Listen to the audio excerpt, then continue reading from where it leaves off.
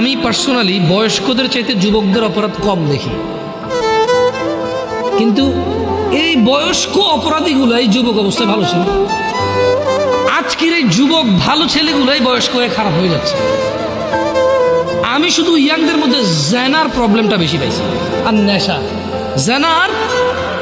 কিন্তু যারা middle age তারা ঘুষ খায়, জাগা জমি নিয়ে মিশা কথা কয়, কাজকর্মে ফাঁকি দেয়, মা বাপের সাথে প্রচুর অবহেলা এবং প্রচুর ইগনোর করে বাবা মাকে।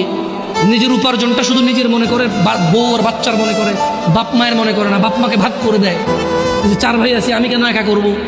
তোমার মেয়ে শহরের ওই ফ্ল্যাট পাইছে, আমি কি একা পাইছি? এটা আমি যুবকদের চাইতে মিড এজ এবং বড় এজের পুরুষদের অপরাধ বেশি দেখি। ওয়াল্লাহি আমার যুবক ভাই এবং যুবক বোন, এরা যদি নিজেকে জেনা থেকে সরাই নিয়ে আসতে পারে, সুবহানাল্লাহ সুবহানাল্লাহ, ওরা পৃথিবীর উন্নত চরিত্রের অধিকারী হতে পারে।